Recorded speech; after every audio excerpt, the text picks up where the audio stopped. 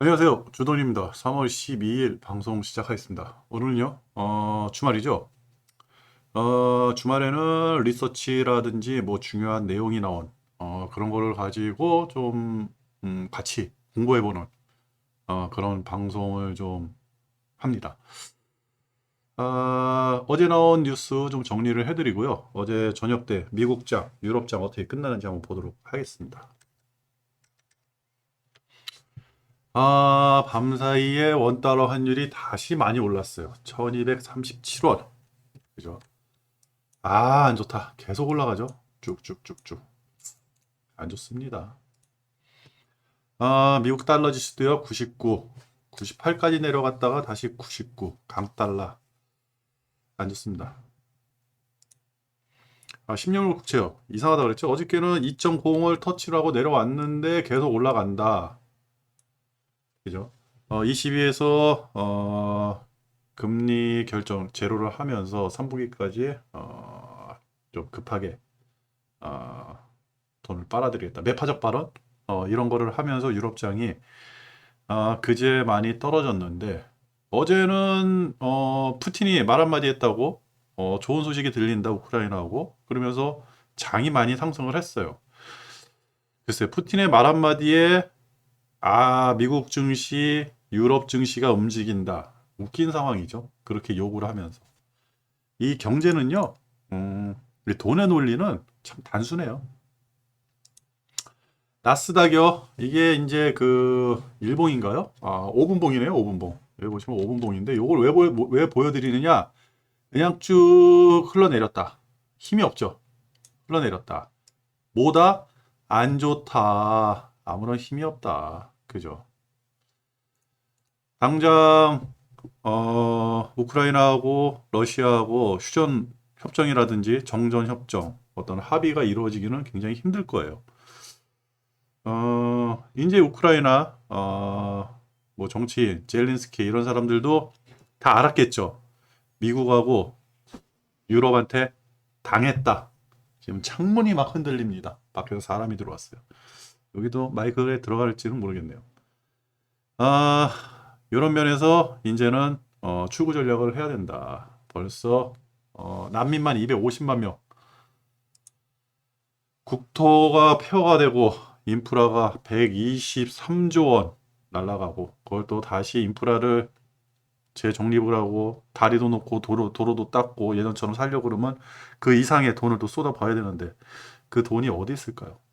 딱스 지수예요. 요것도 모분봉으로 본 건데 요 부분이 뭐냐? 그 푸틴이 말했다는 겁니다. 그 이따 뉴스 시간에 말씀을 드릴 거예요. 그렇다고 해가지고 딱스 기준으로 여기가 한 3%, 3% 정도 될 거예요. 3% 이상 올라갔던 거예요.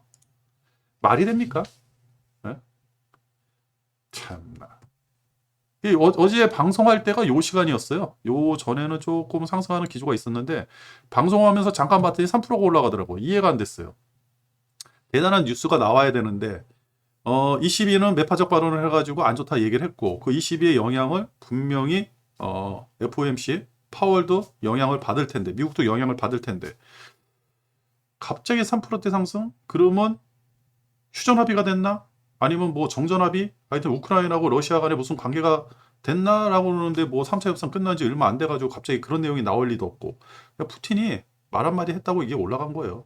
그랬더니 다시 주르르르 흘러내렸다. 그죠? 저는 고퍼스를 샀는데 저 솔직히 후달리지는 않았어요. 더 올라가면 만약 그 3%대 유지하고 나스닥도 오늘 올라갔으면 저는 월요일 날 아니면 FOMC 보고 나서 고퍼스를 더 샀을 것 같아요. 아직 미국 금리 인상은 시작도 안 했다. 돈은 회수도 안 됐다. 조금 있다가 인플레가 어떤 현상으로 일어나야 되는지 꼭 인플레이션이 나쁜 건지 그것도 잠깐 말씀을 드리도록 하겠습니다. 근데 장기적으로는요 우상향이에요. 돈을 사실 큰 돈을 버는 거는 고버스가 아닙니다. 고버스는 해치용이고 레버리지를 이용해 가지고 돈을 벌어야지 큰 돈을 벌거든요. 어제 유럽장은 이렇게 끝났습니다. 대략 플러스. 음, 어제 이제 미국장이 좀 떨어졌죠. 미국장이 나스닥이 좀 떨어졌는데 그거는 이따가 좀 보시고 미국장 떨어졌습니다. 애플이 2.3%, 테슬라가 5.1%. 그렇죠. 기존에 많이 올라갔던 거. 성장주라고 그러죠. 근데 솔직히 테슬라라든지 애플, AMD, 요런 회사들이 성장주인가요? 응? 성장주라고 하기에는 영업이익이 너무 잘 나오는데. 그죠? 그리고 옛날 구시대 산업들. 그죠? GM 많이 안 빠졌어요. 페덱스, 비트코인, 이렇게 좀 보시고. 하여튼 안 좋다. 그리고 요게, 이거 이따가 방송할 때, 요거는 방송할 때 그때 좀 말씀을 드리도록 하고요. 그 다음에, 다우 지수죠? 다우존스 산업지수인데, 네, 그냥 뭐 안 봐도 돼요. 안 좋다. 그냥 떨어진다. 필라델피아 반도체 지수. 사실 우리가 여기하고 좀 연계가 많이 돼요. 삼성전자라든지 하이닉스가 넘버 1, 2. 이제는 좀 바뀌었지만, 근데 이대로 빠진다 그러면 똑같이 빠져야 되는데 솔직히 이대로 빠지지는 않고 있죠. 그나마 다행이다. 우리나라도 체력이 대단하다. 왜? 62조라는 개인 자금이 아직까지 남아 있으니까 그렇게 볼 수 있죠. 아이고 나스닥이 없네요. 나스닥 제가 나스닥 캡처를 한다는 거 다우존스 산업지수 요거를 캡처를 해버렸네요. 나스닥이 아니라 뭐 얘나 걔나 뭐 비슷하니까 그죠? 요거는 좀 이따 말씀드리도록 하고요. 그러면 뉴스를 볼게요. 어제 이후에 지금까지 나온 뉴스, 재미있는 뉴스가 좀 많이 나왔습니다. 뉴스. 사실 저런 차트라든지 그래프라든지 지금 경제 움직임, 돈의 움직임 이런 거를 말씀드리는 게 더 여러분들은 재밌어하고 좋아하실 거예요. 실질적으로 저거를 보면 돈을 번다라고 생각을 하니까 차트 펼쳐놓고 그래프가 어떻게 움직이고 지금 저항선이 어떻게 되고 뭐 이런 얘기가 더 귀에 솔깃할진 모르는데 사실 조금만 생각해 보면요 경제는 굉장히 단순해요. 돈은요 필요한 곳으로 가게 돼 있습니다.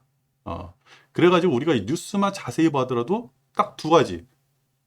내일 상승할지, 일주일 있다 상승을 할지, 한 달 후에 상승을 할지를 대략 유출을 할 수가 있어요. 그럼 우리는 거기다가 투자를 하면 됩니다. 그게 무슨 뭐 사가지고 2배, 3배 먹기가 아니고 아주 미미한 수익 차지만 그게 쌓이고 쌓이고 쌓이면 복리 효과도 일어나고 그러면 1년치, 1년 후에는 솔직히 워렌 버핏보다는 더 큰 수익을 가져갈 수 있다. 워렌 버핏이 대략 한 11%에서 20%, 22%? 그 정도 사이에 수익이 난다 그러는데 그보다 더 큰 수익을 낼 수가 있다. 한 달에 3%의 수익만 내면요. 수치상으로는 12개월이니까 36%. 근데 복리 효과가 있으면 더 올라가 있죠. 40%, 50%가 되는 거예요. 월 3%의 수익만 내도 굉장히 큰 겁니다. 장기적으로 보세요. 대북 제재, 그죠? 기존에, 북한에서 미사일을 2발을 쐈는데, 아무 얘기 없다가 갑자기 어제 기사에 ICBM, 그 협정을 어겼다. 뭐 이런 기사가 나오고, 아예 대놓고 이제 그 대륙간 탄도 미사일이라고 얘기를 했죠. 그래서 미국이, 북한에, 추가 제재를 한다. 이런 얘기입니다. 이것도 그릇 설거지하는 소리가 나는데 문이 살짝 열려 있거든요. 주방이 꽤 먼데, 왜 여기서 소리가 나죠? 이게 또 마이크에 들어가면 이해를 해 주십시오. 네, 저희 집사람이 요새 조금 신경이 과민해요. 부동산이 좀 떨어진다 그래가지고. 그리고, 베네수엘라 얘기가 있어요. 매장량 최대, 베네수엘라. 석유 수급의 구원 투수. 왜 이게 저기 지금 엊그저께 풀어주고 그랬잖아요. 그다음 5년 동안 억류해놨던 미국 정유회사 직원들을 풀어줬어요. 이제는 미국하고 어떻게 싹 잘 해가지고 베네수엘라 입장에서는 저 기름도 좀 팔아먹고 그래야 되니까 좋은데 여지까지 경영 부실 그 다음에 제재 등으로 해가지고 생산 능력이 급감한 상태에서 갑자기 기름을 많이 퍼올리기는 힘들다. 시간이 걸린다. 올 연말께나 돼야지 대략 40만 배럴인가 더 증산할 수 있다. 뭐 그렇게 얘기를 했어요. 그래서 증산 능력이 그렇게 한계 있다. 그래가지고 러시아 원유를 대체할 수 있을지 모르겠다. 이런 뉴스가 나왔습니다. 그죠? 원유 증산에 의해 가지고 지금 미국이 다니는 곳이 이란. 이란은 어제 뉴스에 약간의 트러블이 있었고 베네수엘라, 사우디, UAE, 그다음 오펙 플러스인데 요 오펙 플러스는 예전에 미국한테 의사 터진 게 있어요. 이따가 리포트를 보면서 요 내용도 나옵니다. 그때 좀 설명을 드리고요. 사우디라든지 여기서 좀 증산을 하려고 그러는데 글쎄요. 그래서 기름값은 대체적으로 쉽게 떨어지기가 힘들다. 그래가지고 우리는 100불, 기름값 100불 이상의 시대에 좀 살아야 되지 않을까 라는 생각을 해봅니다. 그리고 푸틴 우크라이나와 협상 일부 진전이 있다. 벨라루스 대통령과 모스크바에서 회동하면서 내용 이런 얘기를 했는데 굳이 세부 사항을 밝히지 않았어요. 근데 지금까지 나온 내용은 이거잖아요. 그죠? 나토 가입 안 한다. 중립국 하겠다. 이 중립국 얘기는요. 이따가도 이제 방송에 리포트를 보면서 얘기가 나올 텐데 헌법에 기재가 돼 있어요. 나토 가입한다는 게. 그걸 이제 법을 바꿔야 되는 거예요, 지금. 그거를 바꾸면서까지 중립국 하겠다. 우리 헌법으로 중립국이라고 인정을 하겠다. 이렇게 얘기한 거예요. 그러면 젤렌스키 입장에서는 우크라이나 입장에서는 굉장히 많이 양보를 한 거고 푸틴은 크림반도 그죠? 그 다음에 돈바스 두 개 나라를 독립국가로 하면서 그 땅 이렇게 땅을 이제 자기네들이 가져가겠다. 여기까지 이제 손을 뻗친 거고 요 내용인데 나토 가입 포기하고 중립국만 해도 푸틴 입장에서는 굉장히 성공적이죠. 그죠? 급진적인 전쟁이 아니라 지리한 장기전으로 들어가는 거예요. 이제는. 그러면 누구를 압박해요? 유럽이라든지 미국, 유럽, 중국 이런 곳을 압박을 하는 거죠. 유럽은 지금 난리가 났잖아요. 당장 물가 상승 때문에 ECB가 당장 금리를 올려도 현찮은 그 정도의 매파적 발언을 해가지고 장이 폭락을 하고 그죠? 막 이제 유럽에서 중국한테도 얘기하고 우크라이나가 또 이게 다른 국가 원수들한테 계속 얘기를 해가지고 푸틴하고 협상 좀 잘하게끔 푸틴한테 얘기 좀 해달라고 계속 로비를 펼치고 그죠? 푸틴은요 급할 게 없어요. 근데 언론에서만 푸틴 욕을 하고 있어요. 이해가 안 됩니다. 푸틴이란지 러시아가 잘했다는 거 아니에요. 나쁜 놈들이죠. 너네 나라 공격을 하면 안 되죠. 근데 그렇게 하게끔 만든 거 그거는 젤린스키예요. 젤린스키 때문에 우크라이나만 불쌍하게 됐다. 아무것도 없잖아요. 또 솔직히 뭐 우리나라하고 뭐 비슷한 입장, 뭐 대만하고 이렇게 비슷한 입장이라고 얘기를 하는데 이 생각을 하면 돼요. 우리나라하고 우크라이나하고 비슷한 입장은 아니에요, 절대. 저는 그렇게 생각합니다. 왜냐면 우리나라는 유엔군도 들어와 있고 미군도 들어와 있고, 그죠? 만약에 우리나라에서 우크라이나처럼 저 북한하고 중국이 쳐들어온다 그러면 미국은 당연시 개입을 해야 되는 거예요. 그러면 진짜 3차 대전이 일어나는 거죠. 그래서 침략하기가 힘들어요. 근데 우크라이나는 아니었잖아요. 차라리 나토에 가입된 상황이었다 그러면 푸틴이 저렇게 쉽게 진격을 했을까요? 못했을 거라고 생각해요. 그러면 다른 나라들처럼 시간을 갖고 아주 체계적으로 그렇게 이제 나토라든지 EU에 가입하려고 서서히 노력을 했어야죠. 그렇게 되고 나서 지금 같은 상황을 만들었어야 되는데 젤린스키 저거 대통령 한번 잘못 뽑아가지고 참. 그랬다. 그래가지고 요것 때문에 주가가 어저께 잠시 상승을 했었다. 잠시. 우리나라 시간으로 대략 한 8시, 9시 그때죠.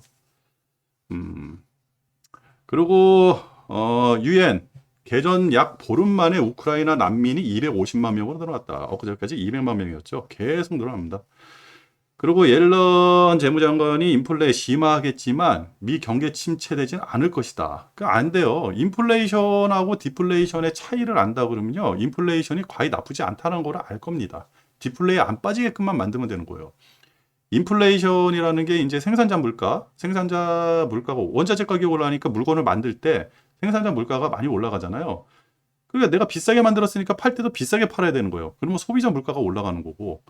그러면 소비자 물가가 올라가면 사람들이 내 월급 가지고는 저 물건을 10개를 사던 거 뭐 한 5개, 4개밖에 못 사는 거예요. 그럼 어떻게 돼요? 월급을 올려주면 되는 거예요. 근데 미국 같은 경우는 인력난에다가 취업도 잘 돼. 그 다음에 인력난이 있고 사람이 모자라니까 월급도 많이 올라갔어요. 괜찮은 거예요. 그러면서 인플레가 쭉 일어난다면 부의 성장이 일어나는 거죠. 인플레이션이 아니라 그게 만약에 어느 한쪽이 삐덕거리면 디플레가 걸리는데 미국 같은 경우는 지금 디플레가 걸릴 이유가 하나도 없다. 인플레이션 조정만 하면 된다. 엊그저께처럼 CPI 물가가 막 8% 이렇게 나오면 안 되고 그게 3% 이내로 줄어들어야죠. 한 1%, 2%가 딱 적당하다 그러더라고요. 그랬다. 그리고 우크라이나 한국 교민이 한국 교민의 처절한 탈출기. 이거 어저께 뉴스에 나오더라고요. 방송에. 아, 그분이 못 나올 이유가 있어요. 그러니까 우크라이나 현지에서 못 나오시는 분들이 거기에 무슨 공장이 있다든지 뭐 자신의 자산이 있는 거죠. 그걸 지키기 위해 가지고 있는데 이분 말씀으로는 대단했대요. 그 뭐 우크라이나 군인들한테 간첩이라고 해가지고 폭행당한 게 그런 게 아니라 막 위에서 전투기라든지 전투기가 지나가 폭격기가 지나가면서 폭탄을 떨어뜨리는 그 상황 이런 거를 얘기할 때 아, 전쟁이 그러니까 우리가 유튜브라든지 이런 방송에서 나오는 것처럼 뭐 바보 같은 소리들은 많이 하는데 그런 게 아니에요. 뭐 어저께는 젤렌스키 그 부인, 영부인이죠. 영부인이 뭐 또 히어로 만들어 가지고 뭐 어쩌고저쩌고 뭐 탱크 러시아 탱크들을 뭐 포격을 했다는 그런 유튜브라든지 방송도 아니 그냥 이번에는 정규 방송에서 그런 게 또 나오더라고요. 아, 그런 방송이 아니라 진짜 그 우크라이나 현지 상황을 정확히 보도를 해야 돼요. 그게 전쟁 때문에 그 우크라이나 국민들이 받는 그 고통, 그리고 내 가족이 죽고, 내 형제가 죽고, 내가 일하는 일터가 사라지고, 내 집이 없어지고, 초토화예요, 초토화, 우크라이나는. 그런데도 그랬다. 그런데도 미국하고 유럽은 우크라이나를 도와주지 않는다. 우크라이나는 이제 알았다, 그거를. 너무 늦게 알았죠. 나라가 없어지고 나서 알았습니다. 아, 코로나가 어제부터 이제 코로나 요거를 조금 중요하게 생각하는데 중국 장춘이라는 도시를 전면 폐쇄를 했대요. 4일날 5명이 나왔는데 지금까지 계속 늘어가지고 하루하루 늘어가지고 10일에는 1,100명으로 불어났다. 이런 기사가 있었습니다. 그리고 베트남에서 스텔스 오미크론이 급속도로 확산한대요. 이게 지배종으로 자리 잡았다 이런 얘기가 있는데 스텔스 오미크론은 이게 병원 입원율이라든지 뭐 사망률 뭐 이런 게 굉장히 적대요. 근데 전염력이 굉장히 세다는 거죠. 이거를 왜 이렇게 중요시하게 여기느냐? 변이에요, 변이. 코로나 변이가 나오면 어떤 파급 효과가 오는지 우리가 벌써 경험을 했잖아요. 그죠? 요 변이가 어떻게 변하는지에 따라서 이게 좀 중요하다 생각을 해가지고 좀 추적을 하고 좀 크게 만들었습니다. 요게 또 어떻게 이야기가 전개될지는 좀 더 지켜보도록 하겠습니다. 지켜보도록 할게요. 뭐 이랬다. 뉴스는 이렇게 끝났고요. 그 다음에 리포트를 한번 보도록 할게요. 요 리포트는요, 이베스트 증권에서 일하시는 분, 이코노미스트 최광혁 씨하고 그다음에 최진영 씨 두 분이 쓰신 겁니다. 제가 이렇게 방송하는 게 이게 법적으로 문제가 되나요? 라이센스 이런 게 문제가 되나? 저작권 이런 게 있나요? 하여튼 문제가 되면요, 그냥 한 줄 남겨주세요. 다음부터 안 할게요. 저는 이게 너무 좋아가지고 리포트가 저는 리포트를 거짓 읽거든요. 나오는 거를 네이버하고 아니죠 그 환경 컨센서스 거기서 나오는 대로 보고 있습니다. 지금 또 이게 이런 거 읽는 게 또 취미예요. 그래가지고 이런 거를 계속해서 시간 날 때마다 보려고 노력을 하거든요. 재미있고. 근데 좀 좋은 거는 여러분들하고 좀 이렇게 같이 공유하고 싶어가지고 한 겁니다. 이 두 분 고맙습니다. 이런 거 써주셔가지고요. 여러분들도 요 공짜예요, 공짜. 요 방송하는 거는 문제가 생길 수 있는데 사실 그냥 읽는 거는 다 공짜예요. 아무나 내려받아 가지고 그냥 읽을 수 있거든요. 스마트폰으로도 충분히 읽을 수 있습니다. 다 읽을 필요도 없고 제목만 봐도 돼요. 이렇게 제목만 봐도. 그래도 대충 지금 뭐가 이슈가 되는지, 돈이 어디로 가고 있는지 그런 게 다 나옵니다. 요런 글귀가 있어요. 러시아의 침공행위는 어떠한 이유를 붙이더라도 정당화될 수는 없다. 당연하죠. 논리적인 분석의 틀에서 바라보다 보면 혹은 정치적인 사건을 다루다 보면 마치 러시아의 침공에 이유가 있다는 식으로 비춰질 수 있어서 조심스럽다. 아니죠.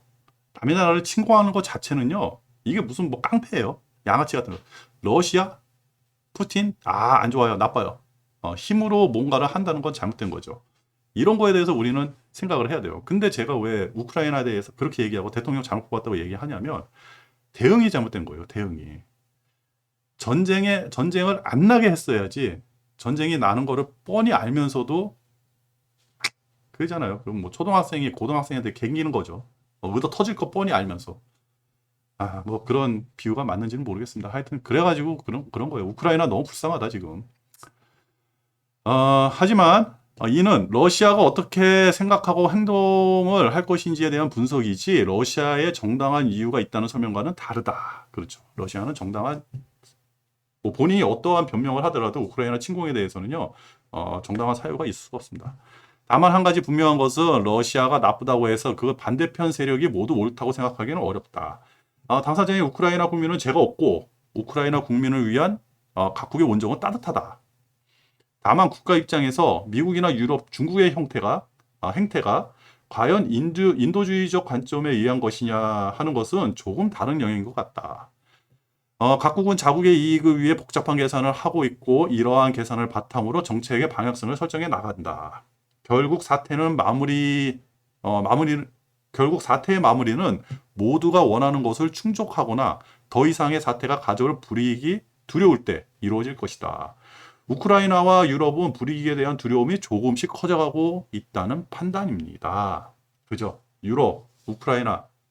아이씨, 일단 시작을 했더니 우크라이나 이게 아니네. 젤린스키 완전 엎어졌죠? 다 주겠다는 거죠, 지금. 오히려 땅까지 내줄. 젤린스키가 그 생각 이상의 땅까지 잘라서 내줄 판인 거예요, 지금. 그렇게 느낌이 옵니다. 그리고 푸틴은 의기양양하게 개선 장군이 돼가지고 다시 들어가고 엄청난 지지율로 계속 해가지고 러시아에서 왕처럼 군림을 할 겁니다.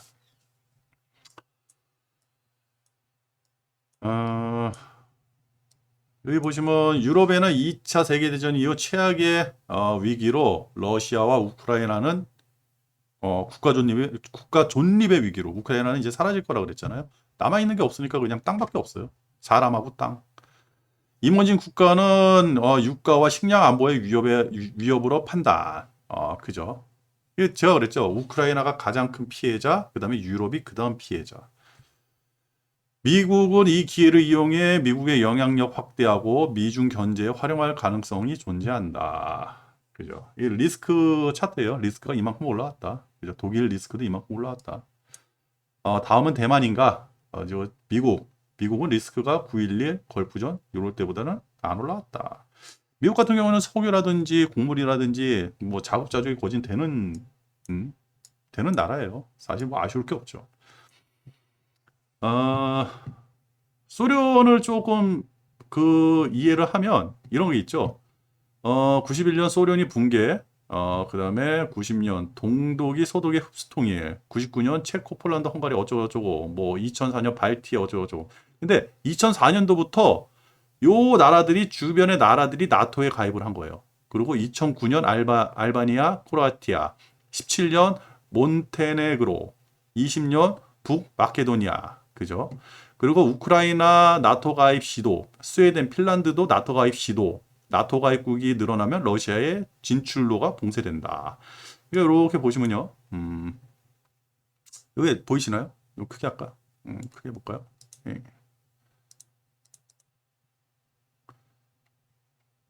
요 색깔을 보세요. 여기가 예전 소련, 여기가 소련이요. 폴란드, 루마니아, 그죠? 우크라이나가 여기 있겠죠.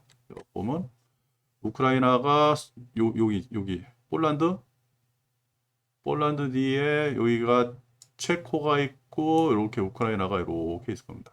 우크라이나가 이렇게, 크로아티아가 이렇게 하여튼 이렇게 있어요. 이렇게 우크라이나가 이렇게.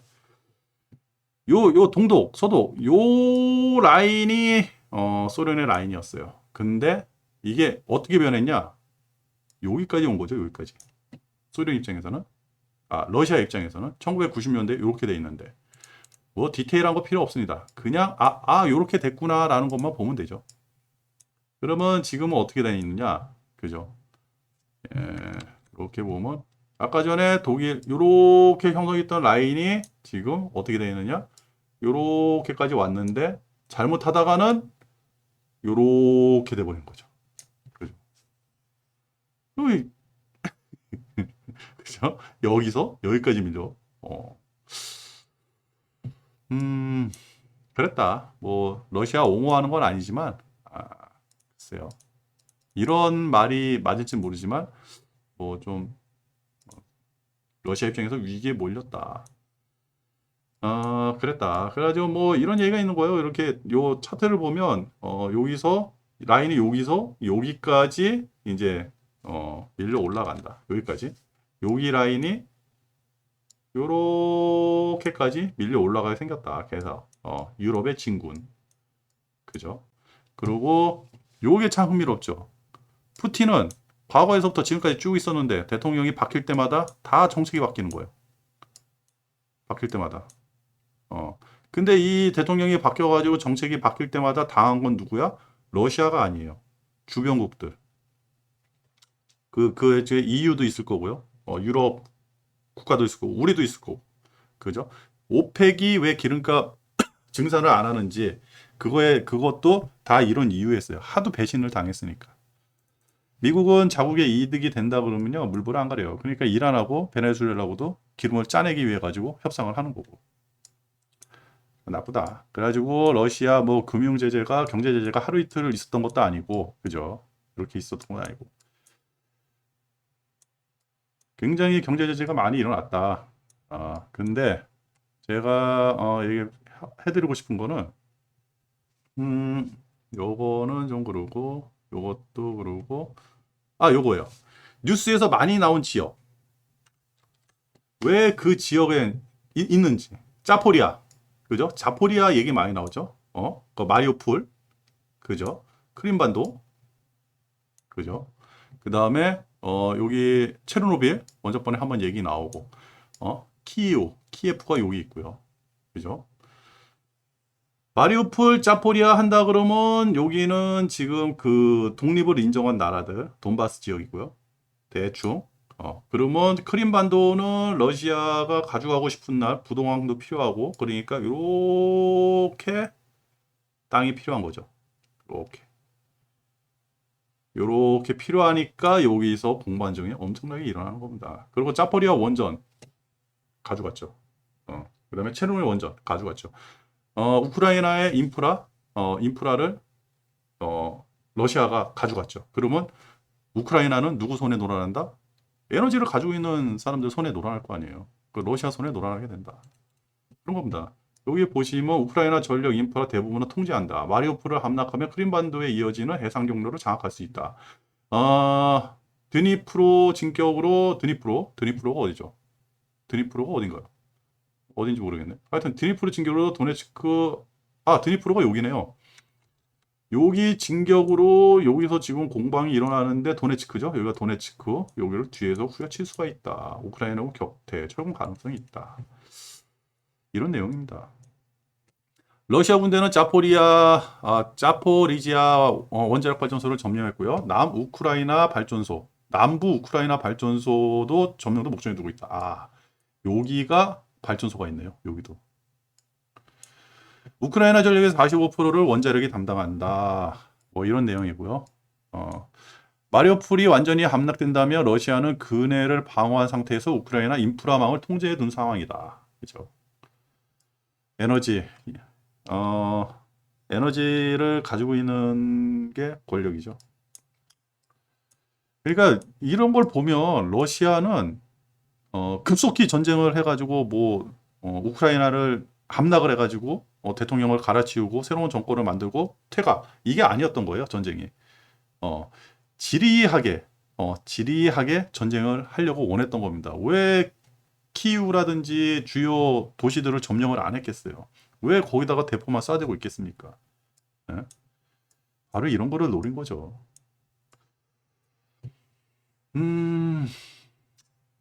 뭐 여러 가지 안이 나와요. 안이 나오는데 이 중요한 거는 무슨 지금 뭐 모스크바 쿠데타설도 있고요. 그 다음에 우크라이나 정권을 교체한다는 얘기, 그 휴전, 뭐 평화 협전을 한다는 얘기도 있는데 이 얘기가 나와도 유가는 쉽게 떨어지지 않는다. 인플레이션이 그렇게 쉽게 잡히질 않는다. 그래서 우리는 인플레이션 시대에 살게 된다. 그런 거예요. 왜 그러냐면 미국이 러시아에 대한 경제 제재를 가할 때, 유럽이 러시아에 대해서 경제 제재를 가할 때, 그게 한순간에 너네들 철군하면 이걸 다 풀어줄게 이런 게 아니거든요. 이게 철군하고 나더라도 이 현상은 계속 유지가 될 겁니다. 그래서 유가가 100불 미만으로 내려오기는 많이 힘들다. 그렇다. 그리고 여기 보시면 러시아의 에너지를 갖다 쓰는 나라들이에요. 이렇게 보면 두껍죠. 게르만, 독일, 이탈리아, 그다음에 네덜란드. 네덜란드도 한 소리 했죠. 러시아산 가스하고 원유 안 쓸 수가 없다. 우크라이나 가입시키지 마라. 나토 가입시키지 마라. 우리 에너지 안보에 위협이 된다. 그죠? 두꺼워요, 두꺼워. 독일이 제일 많이 쓰잖아요. 이런 얘기입니다. 자국의 경제적 이득을 위해서 우크라이나는 참 답답할 뿐이고요. 미국의 원유 수입 제재로 인한 러시아의 피해는 미지수다. 현재 미국의 원유 수입 비중은 전체 비중의 4.74%. 유럽이 러시아 원유 25%, 가스의 40%를 러시아 수입에 의존한 상황에서 뚜렷한 효과를 노리기는 어렵다. 그죠? 이렇게 얘기를 하고, 이렇게 또, 맨 마지막에 요게 있나요? 의외의 수혜는 이란과 베네수엘라, 중국, 석유 수출국이 가져갈 수도 있다. 헤이날도 베네수엘라 석유협회장은 이렇게 얘기했죠. 아까 전에 이제 베네수엘라가 러시아 원유 그 기름값을 떨어뜨게 해가지고 더 증산해야 되는데 안 된다. 근데 러시아 석유협회장이 현재 하루 40만 배럴의 석유를 추가로 생산할 수 있다. 그것도 미국에 다 주겠다. 40만 배럴. 대략 사우디하고 UAE한테 얘기했던 게 수백만 배럴이었는데 40만 배럴은 글쎄요. 너무 적죠. 근데 이런 게 있어요. 원유 생산국들이 왜 미국에 등을 돌렸나? 그죠? 사우디하고 UAE 왕세자가 전화 통화도 거절을 했다. 왜 등을 돌렸나? 그게 좀 이따 나옵니다. 요거 왜 등을 도는지 요거 여기까지 이제 우리가 뉴스를 추적하면서 나왔던 얘기잖아요. 요게 왜 이런 현상이 일어나는지 뒤에 나옵니다. 그리고 스위프트는 별거 없다. 러시아 제재는 양날의 검이다. 그러죠. 양날의 검이죠. 돈줄 끊긴 러시아 어쩌라고. 근데 이런 게 있어요. 여기 보시면 요게 18년도 진한색, 가장 흐린 색, 맨 위에 있는 게 21년도예요. 달러를 45%, 외환보유고에서 45% 가져가다 16%를 줄이죠. 그죠? 준비를 한 거예요. 위안화를 2.8%에서 13.5% 늘렸죠. 러시아는 준비를 해놨다. 왜? 몇 번의 경제 제재를 당해가지고 이 달러를 가지고 있어가지고 자기네들이 입는 피해가 상당하다는 걸 알았던 거죠. 근데 달러가 기축통하고 에너지 거래는 달러로 이루어지니까 달러를 많이 통용을 했는데 이런 거를 대비해가지고 달러 보유고를 줄인 거예요. 그죠? 달러 보유고를 줄인 거예요. 대략 유로 보유고를 굉장히 늘렸어요. 유로화 보유고를. 그죠? 이런 것만 봐도 러시아는 준비가 돼 있다. 그리고 러시아 지금 그 모라토리엄 선언한다고 러시아가 망한다고 경제가 망한다고 이런 뉴스들이 많이 나오는데 그거는 딱 하나예요. 러시아가 열심히 노력을 해가지고 막다 성실하게 노력을 하다가 부도가 나는 안이 있고 일부러 부도를 내는 안이 있고 만약 러시아가 일부러 부도를 낸다 그러면요 유럽 경제하고 아시아 경제는 상당한 타격을 받겠죠. 요거예요. 제가 그래서 러시아가 벌써 준비가 돼 있다라고 말을 한 거고 시간이 끌면 끌수록 우크라이나나 유럽한테 좋을 게 아무것도 없다라고 얘기한 게 바로 이겁니다. 그리고 러시아는 예전 같지 않고요. 지금은 뒤에 어마어마한 경제 G2, 세계 넘버 2라는 중국이 버티고 있잖아요. 예전하고 상황이 많이 달라졌습니다. 그러니까 미국이 중국을 압박하고 있죠. 그죠? 쭝쭝쭝쭝 어쩌고. 여기 나오잖아요. 러시아 수출국 상위 1위가 중국. 러시아 총 무역 상위국이 중국. 그죠? 러시아 수입 상대국이 중국. 나오잖아요. 다 이런 이유 때문에 그런 겁니다. 그래서 미국이 중국한테 압박을 하고 그 다음에 프랑스하고 독일이 시진핑하고 같이 3자회담을 해가지고 시진핑 보고 좀 얘기를 해달라. 러시아한테 얘기해달라. 왜? 너의 이빨이 가장 잘 들어갈 것이다. 라고 한 게 바로 이겁니다. 우리 여기서 유출을 할 수 있잖아요. 그러면 전쟁은 푸틴이 원하는 거를 가져가기 전에는 끝나지 않을 것이다. 그죠? 이게 최근에 각국 발언들이에요. 이거 화나는 내용인데,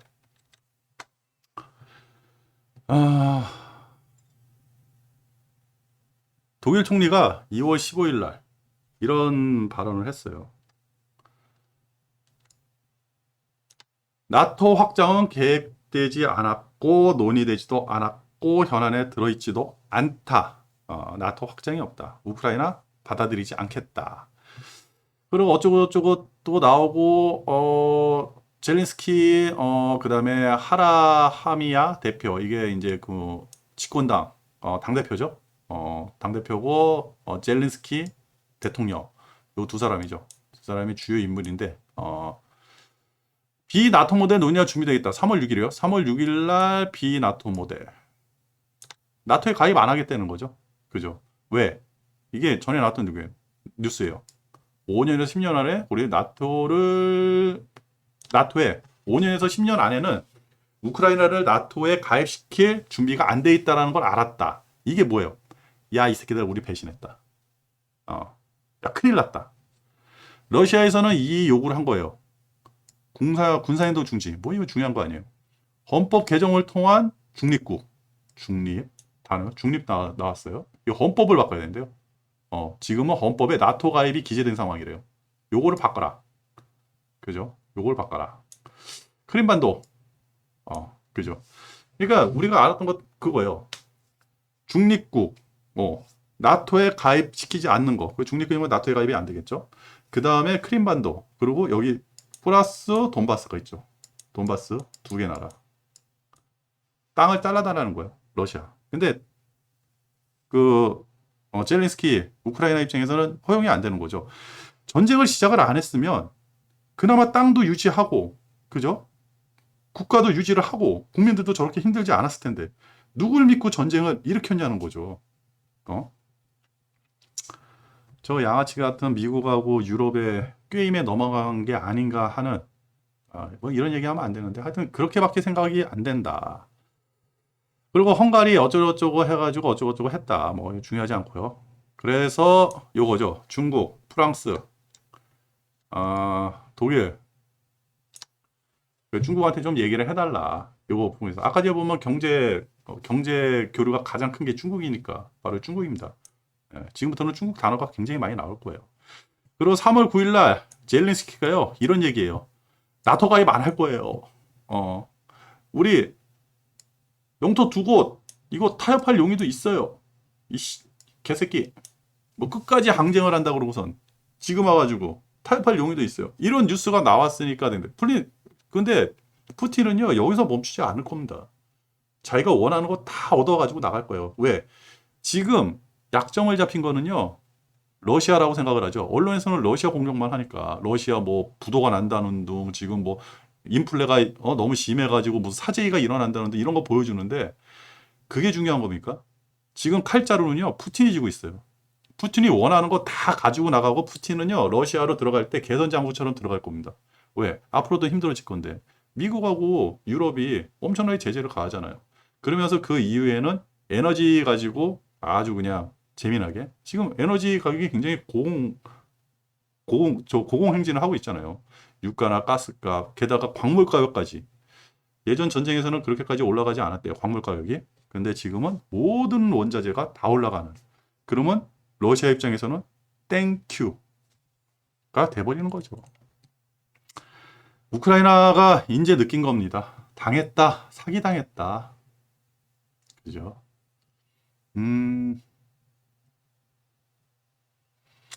이거 뭔가요? 종전 가능성이 점차 상승하고 있다. 그렇죠. 뭐 상승하고 있는데 러시아 푸틴 입장에서는 완벽한 개선 장군이 되고 싶으니까 뭔가를 요구를 하고 그죠? 뭔가를 가지고 러시아로 들어가고 싶고 그렇게 하고 싶겠죠. 미국은 그거를 막으려고 그럴 거고. 그러니까 이 종전이요 그렇게 쉽게 일어날 수 없는 게 뭐냐면 미국, 유럽, 그다음에 우크라이나, 러시아 각자 자국의 이익을 위해 가지고 다 할 겁니다. 러시아가 승리한 것처럼 들어가 버리면 미국 입장은 뭡니까? 유럽은 뭐예요? 그죠? 나쁜 놈들. 그래서 쉽지 않다. 요 내용은 뭐 이렇게 해야 되는데 앞으로 우리나라는 고물가의 성장 둔화가 일어나겠다. 왜? 에너지를 수입해서 쓰는 나라니까. 그리고 유가 충격으로 인한 물가 영향인데요. 유가 100달러 시대 때 물가 어쩌고저쩌고 요 내간에 나오는데 여기 CPI가 훅 떨어지죠. 마이너스 2023년도까지. 그 다음에 코어 CPI도 이렇게 떨어진다. 점차 떨어진다. 이렇게. 그죠? 뭐 요 두 개만 보셔도 앞으로 우리 경제가 그렇게 넉넉하지는 않겠다. 호락호락하지는 않겠다. 그러면 주가는 어떻게 되느냐? 사실 뭐 요게 이렇게 경제 성장률이 이렇게 떨어지더라도 주가는 요 전쟁 끝나고 금리 인상이 얼추 마무리된다? 초기에는 좀 많이 올랐다가 나중에 천천히 올라가는 그런 형태. 인플레이션이 지금 아까 이제 8%였잖아요. 2월 달. 근데 3월 달에는 더 올라갈 거고.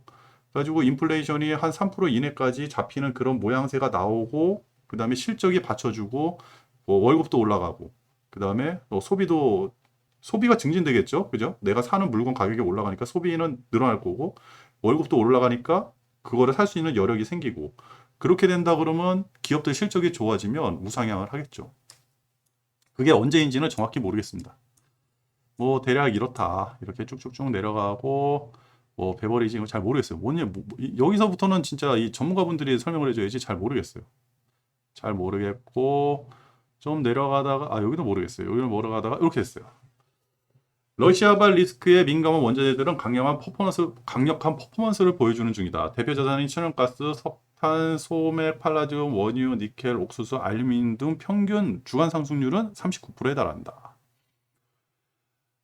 문제는 러시아발 에너지 가격 상승이 러시아발 리스크에서 민감도가 낮은 원자재마저 동반 상승 유발시키고 있다는 점이다. 그러니까 이 러시아 우크라이나 전쟁하고 우크라이나 사태하고 상관없는 원자재까지 다 동반적으로 상승하는 그런 움직임이 있어가지고 이게 전에하고는 많이 다르다 이렇게 얘기를 한 거예요. 그 ECB라든지 연준이 이거 발끈할 수밖에 없는 게 바로 이런 거거든요. 안 움직여까지 움직이네? 저게 왜 움직이지? 야, 저러면 진짜 생산자 물가가 너무 올라가는데? 막 이런 거죠. 그렇다고 해서 강력한 긴축을 한다? 그러면 경기가 꺾일 거 아닙니까? 절대 그걸 원하지 않아요. 적당한 인플레이션, 적당한 소비 활동, 적당한 월급 상승, 그 수입 상승 이런 걸 이루어져 가지고 자연스러운 인플레이션을 만들어야 되는데 갑자기 인플레이션이 푹 올라가 버리니까 힘들어진다는 거죠. 긴축을 잘못 적용을 해버리면요, 그게 바로 스태그플레이션이 일어나는 거거든요. 그래서 쉽게 긴축이 일어날 수가 없다. 음. 하여튼 뭐 이렇게 됐다. 다 올라갔다. 요거예요. 요것도 이제 요거는 우리나라가 가장 중요한 건데 뭐 이런 거예요. 천연가스, 석탄, 석유, 요게 이제 에너지잖아요. 에너지가 올라가면 에너지 가격 상승, 전력 가격 상승을 해서 유럽 내 공장들이 감산, 장기화로 연결되는 이슈가 있을 수 있다. 왜 그러냐? 에너지 가격이 이렇게 가다가 이렇게 올라갔잖아요. 그러면 이게 전쟁이 끝난다 그래서 이렇게 내려오는 게 아니라 이렇게 갈 확률이 높은 거예요. 지금. 유가는 그렇게 쉽게 떨어지지 않는다. 지금 상태에서는. 그러면 이렇게 된다 그러면 땡큐인데 이렇게 된다 그러면 어떻게 되냐는 거죠. 그러면 생산자 물가가 높다, 판매가 잘 안 된다 그러면 문 닫는 회사들이 많이 나오겠죠. 요거를 방지하려고 노력을 많이 하는 거고. 러시아산 비중이 이렇게 많다. 그죠. 러시아발 고에너지 가격 레벨. 러시아발 고에너지 가격 레벨 장기화 시 여타 원자재 추가 동방 상승 불가피. 그죠. 과거 사례에서 보면 유가는요, 최소 4개월에서 최대 6개월까지 높은 레벨이 있을 가능성이 있다. 여기 보면 14년 돈바스 전쟁이고 2022 우크라이나 전쟁, 18년도 러시아 제재가 있었네요. 그러면 돈바스 전쟁이 가장 돈바스 전쟁이 일어날 때가 언젠가요? 14년도에는 유가가 높았네요. 유가가 높았다가 쭉 하다가 180일이 지나는 시점에서 이렇게 떨어졌고요. 그 다음에 18년도 러시아 제재할 때는 지금 그래프가 비슷하네요. 이렇게 올라갔다가 이렇게 해서 이렇게 130불 찍고 내려왔다. 60불 때까지. 근데 지금 어때요? 90불에서 130불을 찍고 다시 110불 때. 그죠? 그러면 요게 요렇게 가겠죠? 요렇게 가다가 요렇게 가서 떨어지든지 요렇게 가서 떨어지든지. 그래서 최소 100불 이상까지는 100불 이상에서 유가가 형성될 가능성이 높다. 그러면 이제는 우리는 고유가 시대에 살아야 된다. 그죠? 고유가 시대 때 우리는 위에 나왔죠. 에이, 이게 좀 빨리 올라가는 게 없나? 에이씨, 괜히 했네요. 죄송합니다. 하여튼 그랬다.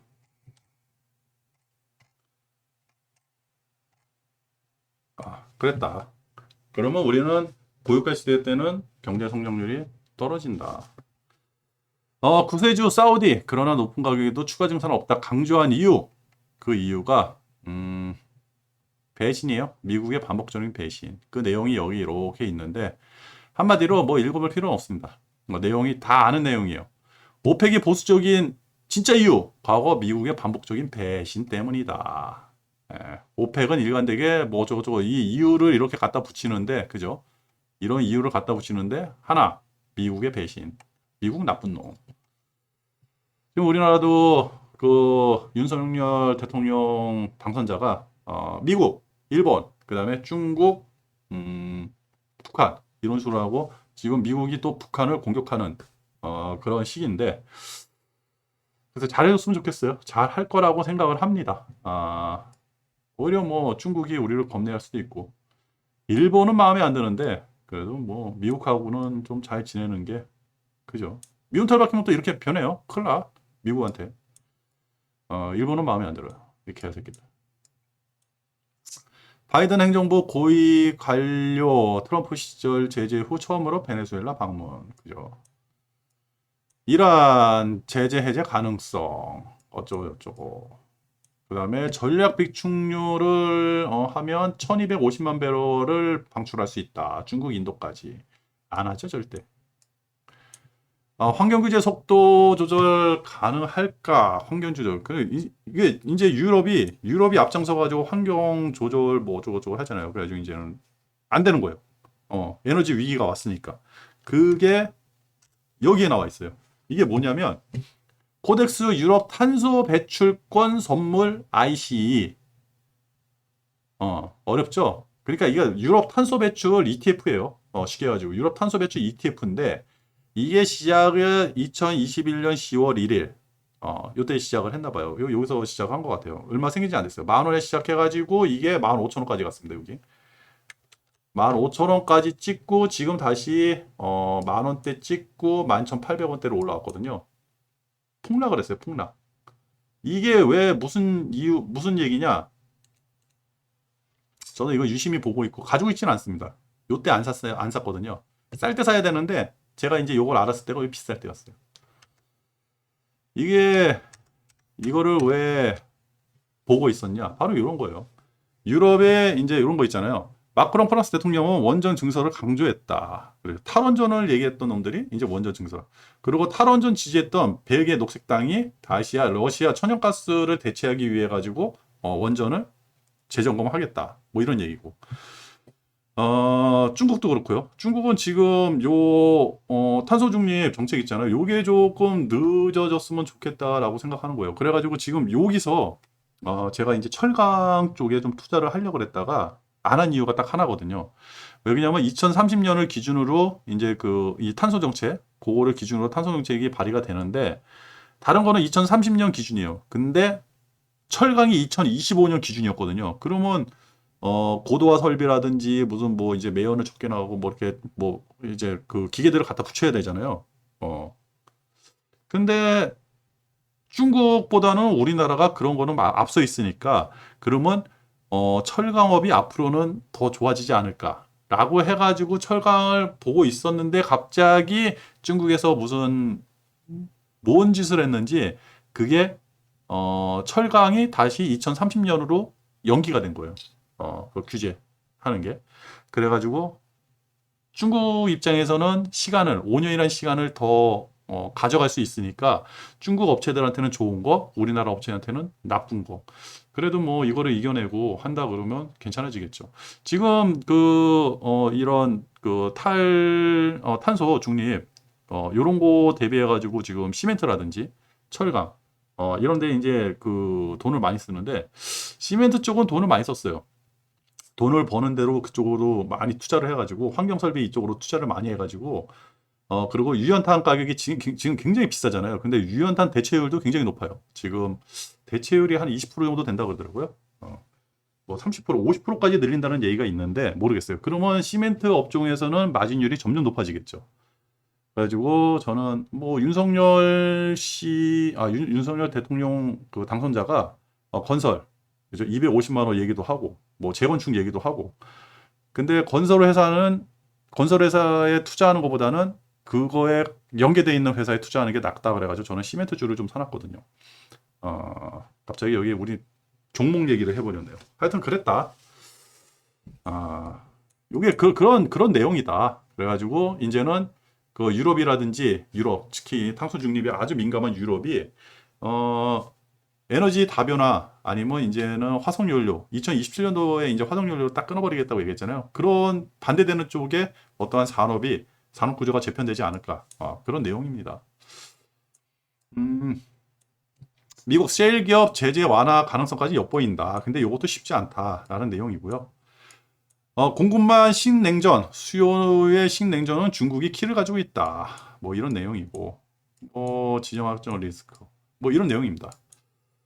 이렇게 보시면 좀 두서없이 이렇게 방송을 했는데 이렇게 보시면요, 요 리포트 하나 가지고도 지금 우리가 어느 쪽에다가 투자를 해야 될지, 어느 줄을 잡아야 될지 그게 딱 나오죠. 레버리지일까요? 이 내용만 보고 뉴스 내용을 보고 차트를 봐도 레버리지는 지금 나와 있질 않아요. 지금 곧버스입니다. 곧버스. 여기서 만약에 이제 그 차트상에 그런 게 있겠죠. 시간은 주가가 우상향하는 때 편을 들어주거든요. 그게 무슨 얘기냐? 돈을 벌려면 레버리지에서 벌어야지 곧버스에서 벌면 안 된다는 얘기죠. 다우 산업이 나네. 제가 지금 우리 게 없어가지고 뭐 다우라든지 뭐 나스닥이랑 똑같으니까. 자, 1차 저항선 이렇게 만들고요. 2차 저항선 만들고 대략 이 정도 되겠죠. 그러면 다우 같은 경우는 보세요. 이게 3차 저항선 이 정도가 될까요? 이 정도도 힘들 것 같은데 여기도 힘들 것 같은데 이 부분이 있어가지고 이 정도 는 낮고. 그러면요 이게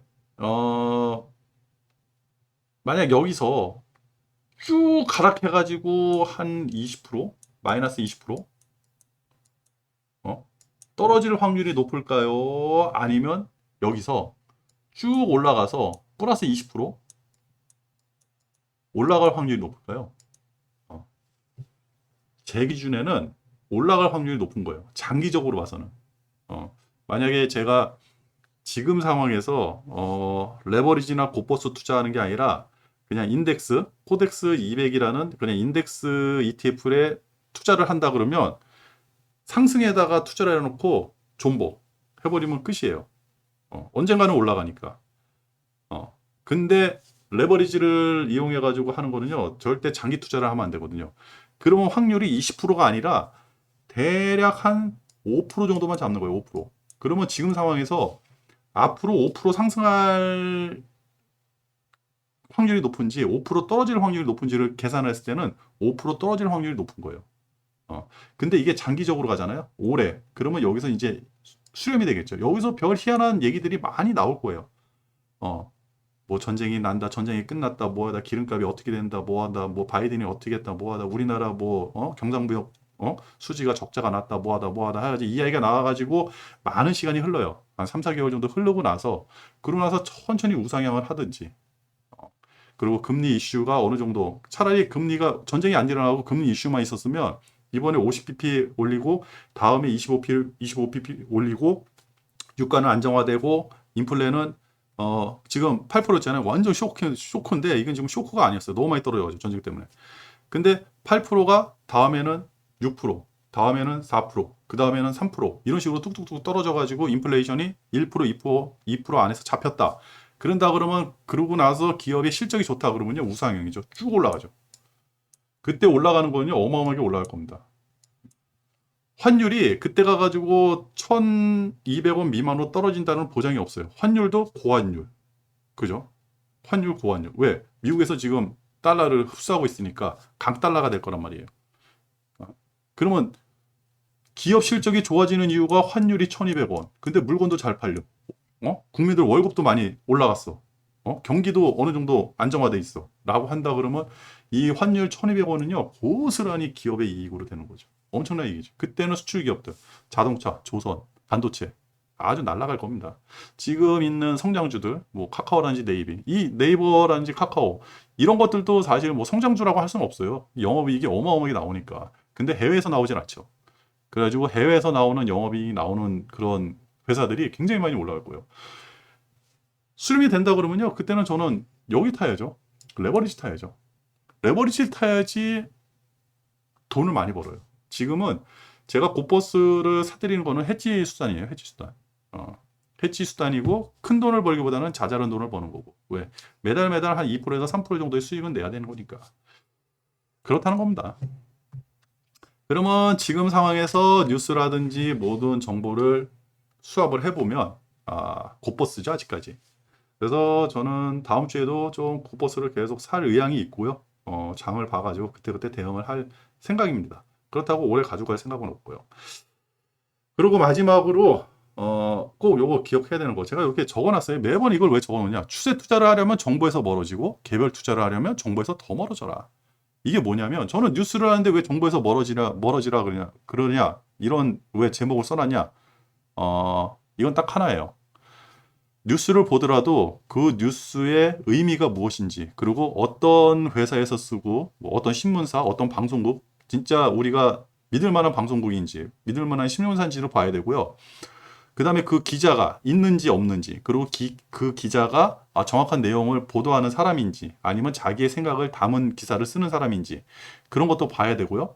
그리고 그 뉴스가 나왔다 그러면 그 뉴스가 과거에 어떻게 변형이 돼서 나왔는지, 이런 거를 추적을 하는 거예요. 그래서 그 뉴스의 행간을 보라 그러잖아요. 뉴스의 행간이 왜 이 뉴스가 나올 수밖에 없는지에 대해서 고민을 해보는 거고. 뉴스 자체만 보면 안 돼요.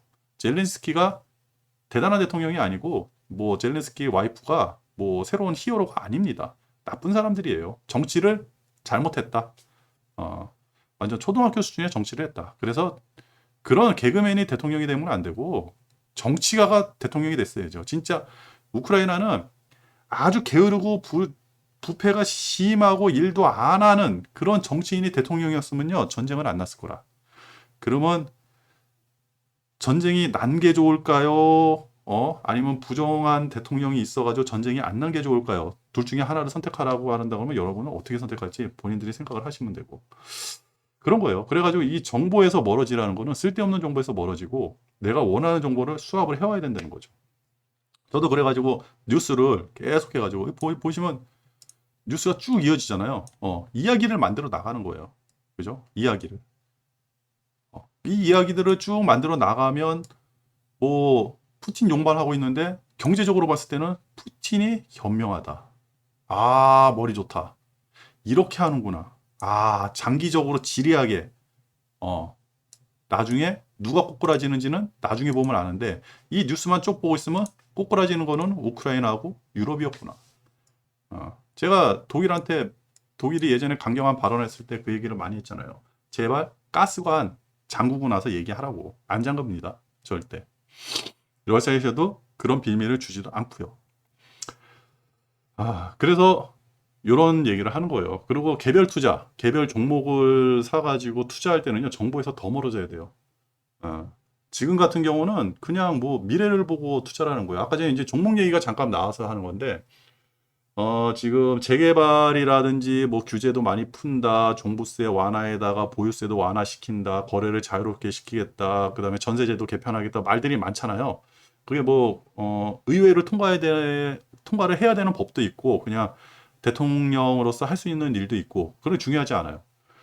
그러면 그런 발언이 나왔다 그러면 건설주가 올라가겠죠? 근데 건설주는요, 집값이 올라갈 때 따라 올라가는 성향이 있어요. 근데 지금은 집값이 떨어지잖아요. 그동안에 너무 많이 올라가가지고. 그러면 지금 금리도 올라가는 상황에서 집까지 250만 원을 만들고 재건축해서 집값이 올라가는 거는 거기 사는 사람들만 좋은 거지, 그거는 물량이 증대되는 거거든요. 2천 가구가 3천 가구, 4천 가구가 되는 거니까요. 그러면 재건축을 많이 한다는 거는 물량이 늘어나는 거고, 그럼 장기적으로 봐서는 집값이 떨어진 거고, 지금도 집값이 떨어지니까, 그러면 건설주는 올라가기가 힘들어요. 게다가 저번 주에 방송에서 건설 회사들이 외국에서 돈을 버는 비중보다 국내에서 집이라든지 아파트를 져가지고 얻는 돈을 버는 비중이요. 과거에는 10년 전만 해도 한 20%였는데 지금은 60%까지 늘어난 거예요. 그러니까 아파트를 져야지만 돈을 버는 구조가 돼버린 거예요. 지금 국내 건설사들이. 그렇다면 집값이 떨어진다 그러면 건설 종목은 올라가기가 힘들겠다 생각을 한 거죠. 제 개인적으로는. 그러면 뭐가 되느냐? 얼마 전에 시멘트 가격이 올랐잖아요. 그죠? 지금 유연탄 가격 올라가잖아요. 또 그 가격을 생산자 물가가 올라가니까 소비자 물가에 전가를 시키려고 시멘트 가격을 또 올릴 수도 있고. 그죠? 지금 상황에서도 시멘트 고도화 설비라든지 아니면 그 매연 저감 장치라든지 뭐 하여튼 이런 설비들 그런 거를 많이 장착을 해가지고 어느 정도 그 완성이 된 단계고, 시멘트 회사들이 굉장히 큰 그 수혜를 입지 않을까 그 생각에 저는 시멘트주를 했거든요. 그리고 집을 짓는다 그러면요, 시멘트가 어마어마하게 들어갑니다. 시멘트가. 그래서 건설 회사들보다는 시멘트 회사에 좀 투자를 했고요. 왜 저는 요런 식으로 생각을 하거든요. 개별 투자를 할 때. 그러고 나서 한번 이렇게 생각이 정립이 되면요, 그 다음에는 뉴스를 안 봐요. 굉장히 많은 정보가 나올 거예요. 무슨 재건축이 어떻고, 집값이 어떻고, 전세가 어떻고, 지금 어느 지역이 부동산이 떨어지고 어느 지역이 부동산이 올라가고 이런 얘기들 많이 나오는데 그런 거 중요하지 않습니다. 다 저기 아주 그냥 원시적이라고 해야 될까? 근본적인 거. 처음에 생각 딱 났을 때 이게 뭐지라고 했던 거. 그런 거 있으면요. 그리고 싸요, 지금. 싸니까 쌀 때 사가지고 묻어놓으면요, 언젠가는 지금 가격보다 몇 배는 먹고 나서 팔 수가 있다. 그럼 뭐 주식하는 사람들은 그냥 경험으로 이게 얻어지는 거니까. 그래서 했습니다. 갑자기 왜 종목 얘기가 나왔네요. 하여튼 뭐 그랬다. 그래가지고 진짜 두서없이 얘기했네요. 다시 원점으로 돌아가가지고 우크라이나 불쌍하다. 빨리 전쟁이 끝났으면 좋겠다. 그리고 기름값 안정화가 안 될 것이다. 금리 인상 아직까지 이슈가 남아있다. 우크라이나 전쟁은 끝나지 않았다. 아직까지 위험하다. 주도는 곧버스에 계속 투자를 할 것이다. 이렇게 마치면서 오늘 방송 마치도록 하겠습니다.